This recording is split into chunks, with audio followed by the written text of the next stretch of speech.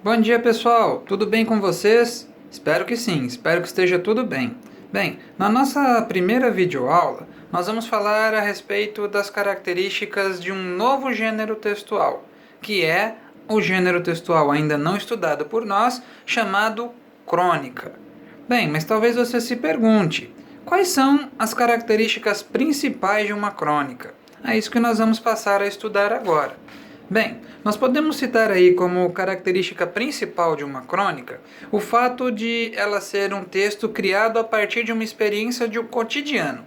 Então, assim, a crônica pode ser criada a partir de qualquer situação que você tenha vivido no cotidiano. Por exemplo, você vai até a padaria, lá você termina encontrando uma amiga e vocês duas tomam um café juntas. Isso pode ser o assunto de uma crônica. Ou então você pega um transporte público, esquece algum objeto que depois passa a ser entregue por alguém desconhecido. Pode ser assunto de uma crônica. Muito bem. Veja, as crônicas registram aqui acontecimentos vividos pelo autor ou então por alguém que está representando o seu tempo. Então, não necessariamente a crônica tem de ser pautada em um acontecimento real. Pode ser um personagem fictício inventado por alguém que está representando o tempo em que aquele personagem, em que aquele narrador escreveu a sua obra. Muito bem. Outra característica importante das crônicas é que elas podem produzir humor. Geralmente, em boa parte das crônicas, nós temos o humor como sendo uma característica fundamental. Outra, as crônicas também podem levar as pessoas à reflexão. Então aqui nós conseguimos perceber um paradigma, ou seja, o assunto principal das crônicas pode ser ou trazer algum acontecimento que envolva humor, ou então as crônicas podem nos levar à reflexão. Nós temos então crônicas narrativas e temos crônicas argumentativas. Muito bem.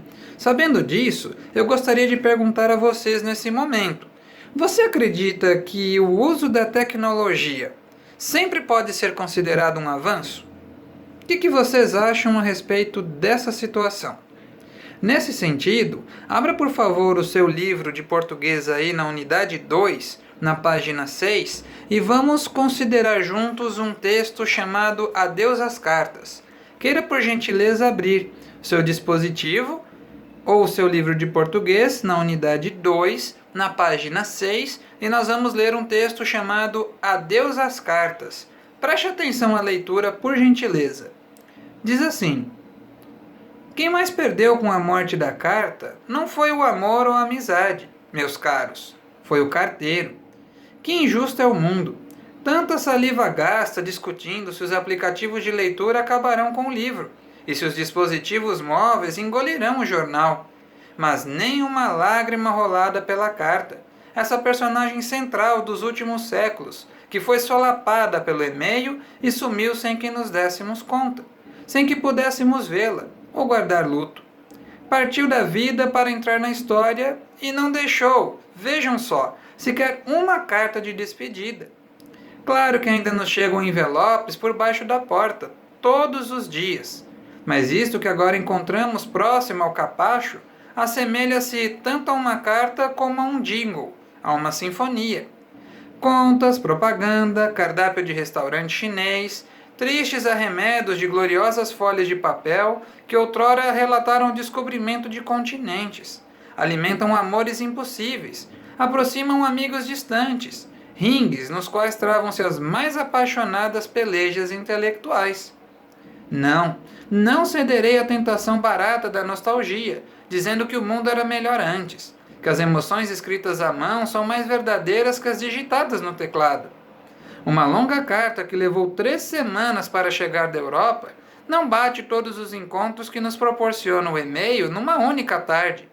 Um link enviado por meu pai com uma gravação do hino do Linense, as fotos do Paulinho com a Glória no colo, as notícias do Chico, da Belle e da primavera em Chicago, as primeiras impressões do Clá na Tríplice Fronteira, o vídeo dos Corsalete assando 6 porcos no rolete, num sítio em Anastácio.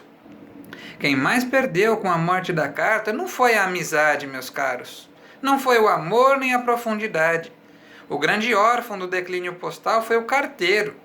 Esse distinto profissional que em sua época áurea era em pouco enfermeiro, bombeiro, cupido, um serafim de baixo escalão, trazendo em sua bolsa verde a preciosa literatura cotidiana.